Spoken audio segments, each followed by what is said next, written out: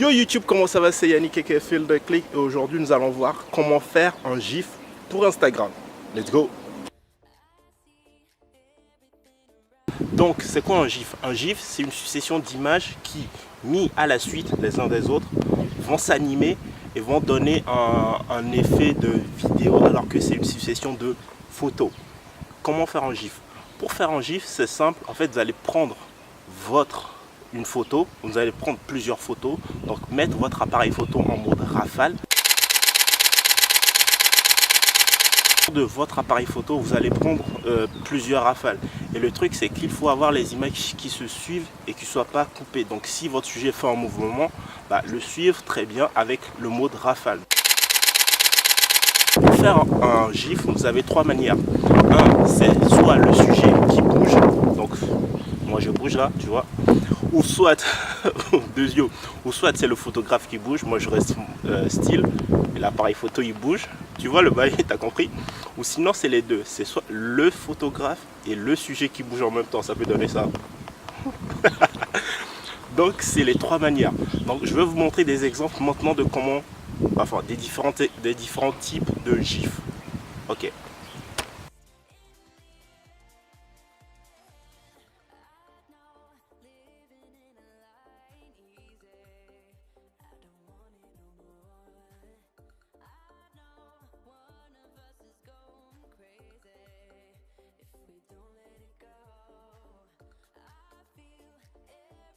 Maintenant, on va passer sur Lightroom, puis Photoshop pour voir comment est-ce qu'on le fait après avoir pris la photo. On se retrouve donc sur mon Lightroom et la première des choses, l'étape numéro 2 après avoir pris la photo selon votre style, enfin selon ce que vous voulez, c'est de retoucher cette photo. Donc moi j'ai déjà retouché mes photos, elles sont là, c'est toute cette série qui est sélectionnée là jusque là. En fait, j'ai 18 images qui ont été prises. Et donc, je l'ai déjà retouché. J'ai déjà prévu le cadrage qu'il me fallait. Donc, moi, j'ai recadré en format portrait pour Instagram. C'est 4 x 5 divisé par 8, 10. Un truc comme ça. Ouais, voilà. Et donc, mon GIF va être de ce format-là. Et donc, c'est toujours bien de prévoir d'abord votre format pour le GIF. Une fois que c'est fait, on va ensuite exporter cette photo. On va exporter toute la série et on va la mettre dans un document. Parce qu'après, on va aller le retoucher. On va aller faire le GIF, cette fois-ci dans Photoshop. Donc là, on va le mettre dans Faire un GIF, dans le dossier Faire un GIF. Exporter en JPEG. Mes réglages d'export, on oublie un peu. On en reparlera dans une autre vidéo. Hop. C'est un peu long à exporter. Je vais vous couper cela au montage par la magie de la réalisation. Une fois que toutes les photos sont exportées et qui sont dans le dossier, on va fermer Lightroom parce qu'on n'en a plus besoin. Et cette fois-ci, on va aller ouvrir Photoshop. Donc ce qu'il faut faire, attends, on va aller checker déjà les photos. Hop, document Lightroom. Ok, toutes les photos sont là. Toutes les 18 photos sont là. Donc là, on va aller ouvrir Photoshop. On va faire créer. Et là, on se retrouve dans Photoshop. La première des choses, c'est on va charger toutes les photos. Donc pour faire cela, la manière que j'ai trouvée et qui est le plus simple pour que toutes les photos soient ordonnées et soient mises en place directement dans le calque, là, sans se prendre la tête sur l'ordre et tout, c'est faire fichier, script, descendre sur charger des fichiers dans une pile et ensuite parcourir, aller chercher le document, les photos, hop, ça on va tout sélectionner, même si c'est pas dans l'ordre, on va tout sélectionner. Photoshop va se charger de les mettre dans l'ordre pour nous. Hop, on fait OK, il va mouliner encore un petit peu. A few moments later. Une fois qu'il a chargé toutes les photos, on va aller dans montage. Si vous n'avez pas l'onglet montage sur votre Photoshop, ce que vous allez faire, c'est aller dans fenêtre en haut. Ensuite, descendre dans montage, sélectionner montage. Il va faire apparaître l'onglet, enfin l'espace l'espace de travail qui s'appelle montage, qui va être juste en bas. Une fois que vous êtes là, dans montage, ce qu'il faut faire, c'est créer une animation. Vous créez une animation, il va prendre l'image et le coller.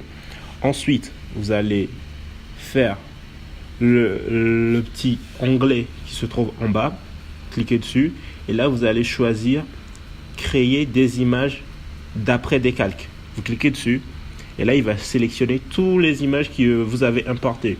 Ce qu'il fait, c'est qu'il inverse la position des images. Donc votre dernière image va être mise en première position, et pour l'inverser, pareil, vous cliquez sur l'onglet sur la droite, vous allez voir inverser les images. Inverser les images, vous cliquez dessus et va tout remettre dans l'ordre. Une fois qu'il est mis dans l'ordre, on revient sur le premier image. Hop, c'est ça. Et là, on s'assure que toujours est coché, parce que si vous mettez une fois, l'image va le GIF va être fait qu'une seule fois, et ensuite, si vous mettez toujours, ça va être à l'infini.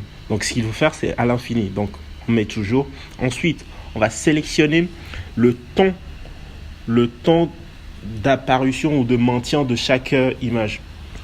Pour ce faire, je sais, j'ai fait des tests, j'ai vu que Instagram ne prend pas des gifs en dessous de 3 secondes. Donc, il faut minimum 3 secondes. Et ce qu'il faut faire, après, si vous voulez faire plus long, vous pouvez le faire, votre gif, beaucoup plus long. Mais ce que moi je fais, c'est genre, je prends entre 3 et 4 secondes pour les gifs. Là, je vais prendre de 1 jusqu'à 18, ça va faire un gif, donc ça doit durer 3 secondes. Ok, calcul tout simple, je vous explique encore. Vous prenez votre nombre total d'images et vous allez diviser les 3 secondes ou votre temps par le nombre total d'images. Si vous avez 26 images, faites le temps que vous avez choisi, 3 ou 4 secondes ou 5 secondes, divisé par le nombre d'images que vous avez. Moi, j'ai pris 3 secondes, je vais faire 3 secondes divisé par mes 18 images. Donc, j'ai un temps de 0,16 secondes, 0,5 secondes. Donc, c'est ce temps-là que je vais appliquer en bas. Donc, 0,16 secondes, je clique en dessous. Hop, je prends mes 18 images. J'ai du mal. Mes 18 images. Hop. Je les sélectionne toutes. Je clique sur en dessous. Je fais autre. Et là, je vais mettre, hop, 0,16. Ok. Et en fait, pourquoi je prends cette valeur? Tout simple, parce que je veux que mon GIF soit beaucoup plus fluide. Je veux pas qu'elle soit saccadée. Et du coup, pour avoir un truc fluide, il faut que j'ai beaucoup d'images dans un petit espace de temps. On va exporter. Sur Instagram, il faut avoir un rendu vidéo. Il faut de la vidéo. Instagram n'accepte pas que l'on publie des GIFs en format GIF sur le feed. Donc, ce qu'il faut, c'est un rendu vidéo. Donc, on va faire fichier, exportation, rendu vidéo. Donc, on va écrire GIF, test, YouTube. Ok. Et là, au niveau de la taille, ce qu'il faut, c'est en fonction du format que vous avez pris au départ, genre celui qui est derrière là, du format que vous avez pris au départ. Si vous voulez un GIF en portrait, ou si vous voulez un GIF en carré, ou un GIF en paysage, vous allez mettre cette taille là ici.